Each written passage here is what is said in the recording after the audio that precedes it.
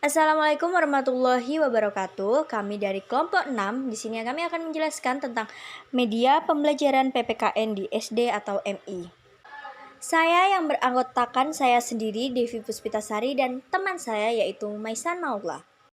Pengertian media pembelajaran: segala alat pengajaran yang digunakan untuk membantu menyampaikan materi pembelajaran dalam proses belajar mengajar sehingga memudahkan pencapaian tujuan-tujuan pembelajaran yang sudah dirumuskan. Asosiasi Teknologi Komunikasi Pendidikan atau yang biasa disingkat AECT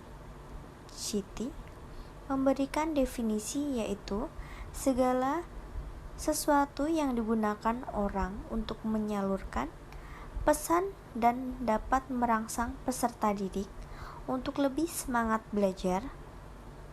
Contohnya, media pembelajaran yaitu ada buku, overhead projector atau OHP, televisi, kaset, dan lain-lain. Selanjutnya, di sini saya akan menjelaskan tentang tujuan dan manfaat media pembelajaran. Di slide sebelumnya saya juga sudah menjelaskan tentang pengertian media pembelajaran. Lalu di slide kali ini saya akan menjelaskan tentang tujuan dan manfaat media pembelajaran. Nah, tujuan dan manfaat media pembelajaran itu dibagi menjadi 6 guys. Yang pertama, memberikan kemudahan kepada peserta didik untuk lebih memahami konsep, prinsip, dan keterampilan tertentu dengan menggunakan media yang paling tepat menurut sifat bahan ajar. Yang kedua, memberikan pengalaman belajar yang berbeda dan bervariasi sehingga merangsang minat dan motivasi peserta didik untuk belajar. Yang ketiga, menumbuhkan sikap dan keterampilan tertentu dalam teknologi karena peserta didik tertarik untuk menggunakan atau mengoperasikan media tertentu. Yang keempat, menciptakan situasi belajar yang tidak dapat dilupakan peserta didik.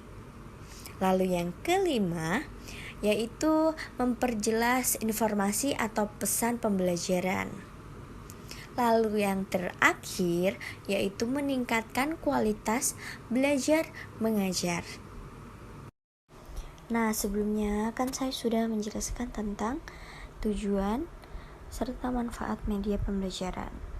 Nah, di slide ini saya juga akan menjelaskan tentang fungsi media pembelajaran. Fungsi media pembelajaran yang pertama yaitu media sebagai sumber belajar. Bermakna, media pembelajaran bisa memberikan informasi tentang materi yang dipelajari siswa. Media pembelajaran juga bisa memberikan informasi yang menarik yang bisa menambah pengetahuan siswa di luar materi yang dipelajari. Lalu yang kedua, fungsi semantik.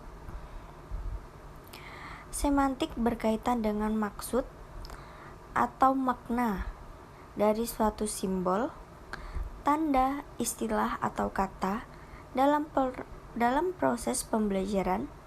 Terkadang siswa menemukan simbol atau istilah yang tidak lazim mereka temukan.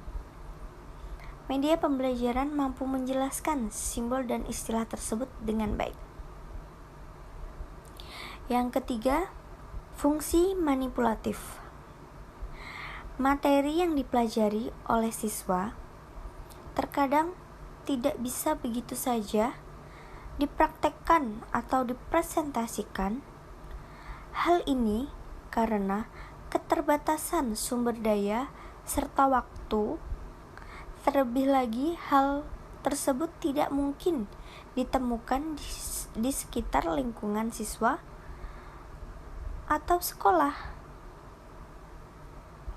Media pembelajaran mampu memberikan fungsi manipulatif, yaitu bisa memanipulatif keadaan sesuai yang diharapkan pada tujuan pembelajaran. Misalnya, saat ingin melihat proses metamorfosis kupu-kupu yang tidak bisa disaksikan secara langsung. Siswa bisa melihat tentang proses metamorfosis atau guru yang menampilkan animasi. Selanjutnya ada kriteria pemilihan media pembelajaran. Dalam menggunakan media pembelajaran, guru tidak serta-merta menggunakannya. Ada beberapa hal yang perlu dipertimbangkan ketika akan menggunakan media pembelajaran. Secara ringkas, cara memilih media pembelajaran dapat dilihat sebagai berikut, sebagaimana yang diungkapkan oleh Suparno, yakni yang pertama, hendaknya mengetahui karakteristik setiap media. Kedua, hendaknya memilih media yang sesuai dengan tujuan yang hendak dicapai. Ketiga, hendaknya memilih media yang sesuai dengan metode yang kita pergunakan. Yang keempat, hendaknya memilih media yang sesuai dengan materi yang akan dikomunikasikan.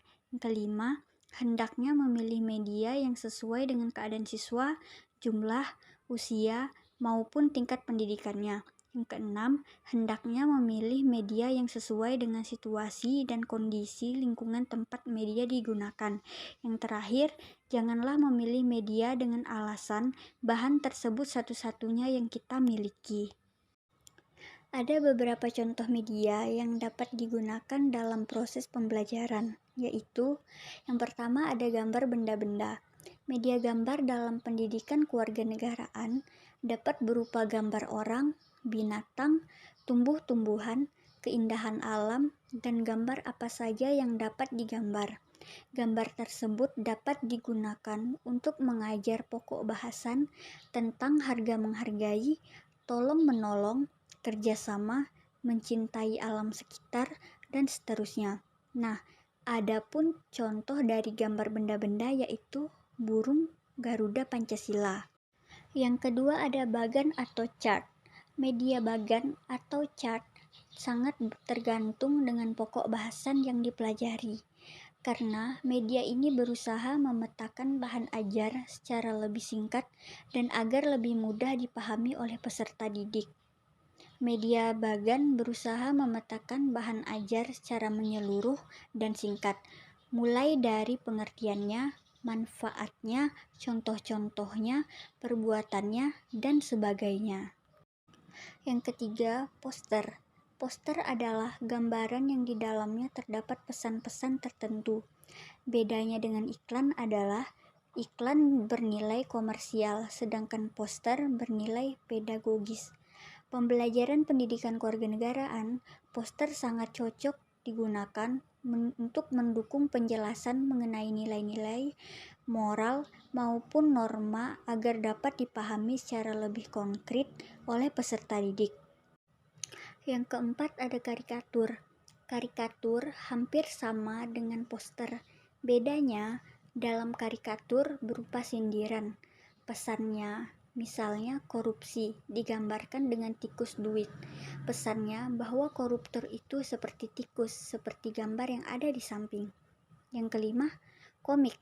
Komik dapat diartikan cerita bergambar. Dalam hal ini, gambar lebih ditonjolkan. Oleh karena itu, dalam komik akan lebih banyak gambar. Komik sangat cocok dalam pembelajaran pendidikan kewarganegaraan karena pesan efektifnya lebih mudah diserap melalui gambar.